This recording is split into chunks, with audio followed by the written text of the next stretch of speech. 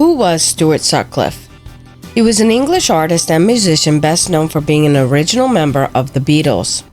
Hi, and welcome to the Beatles Wings. If you're curious about the Beatles or just want to know more, you've come to the right place. You can get real facts here because I'm a huge fan and I've read and researched all my material. So if by the end of this video you are completely satisfied, like, subscribe, comment, and share. Now let's get back to the video.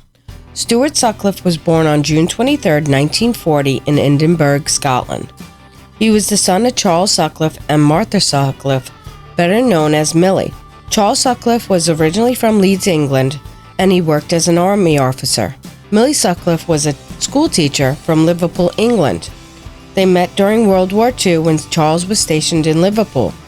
They moved to Scotland for a short time, during which Stuart was born, and then relocated back to Liverpool to 37 Ogbarth Drive in 1943. Stuart attended Parkview Primary School and Prescott Grammar School. Stuart showed an early talent for art and attended the Liverpool College of Art in the late 1950s. This is where he met John Lennon, a fellow student. John, extremely impressed by Stuart's art, and Stuart admired John's look and guitar playing, became fast friends.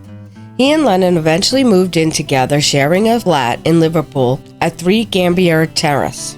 At the end of 1959, Stuart was selected for a prestigious art exhibition and sold a painting. Suddenly, he had a lot of money and nowhere to spend it.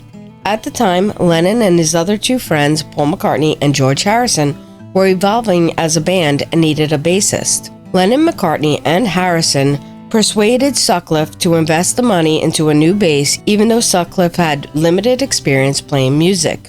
On January 21, 1960, Sutcliffe bought a Hofner 333 and joined the trio. Despite his lack in musical experience, Sutcliffe's unique style and personality added something distinctive to the band's early image and sound.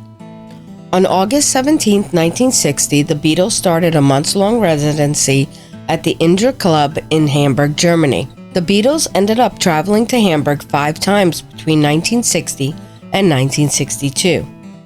It was one of the earlier trips that a young Klaus Vormann heard this sound coming from a club and had to go in.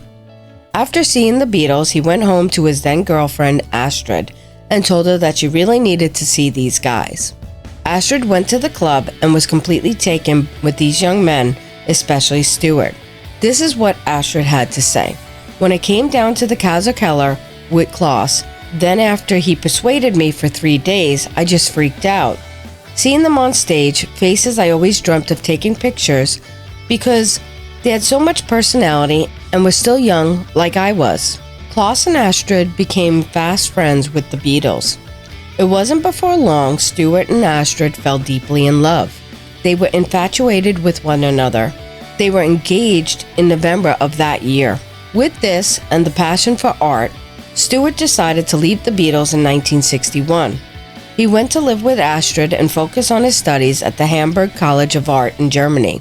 It was during this time Stuart started to suffer from sensitivity to light, agonizing headaches, temporary blindness, and mood changes.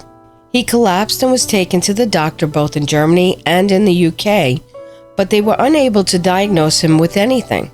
His condition got worse and he collapsed on April 10, 1962. On the way to the hospital, he passed away from a brain aneurysm in the ambulance. He was just 21 years old. His death devastated everyone that knew him and changed lives of many. Astrid never got over him. She had always said that he was the one for her.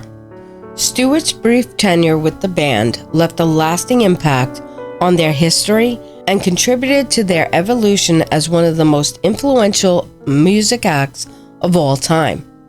His artwork, though limited in quantity due to his premature death, is highly regarded and sought after by collectors. Additionally, his role in shaping the Beatles' image and helping them to define their early sound has been acknowledged by music historians and fans alike.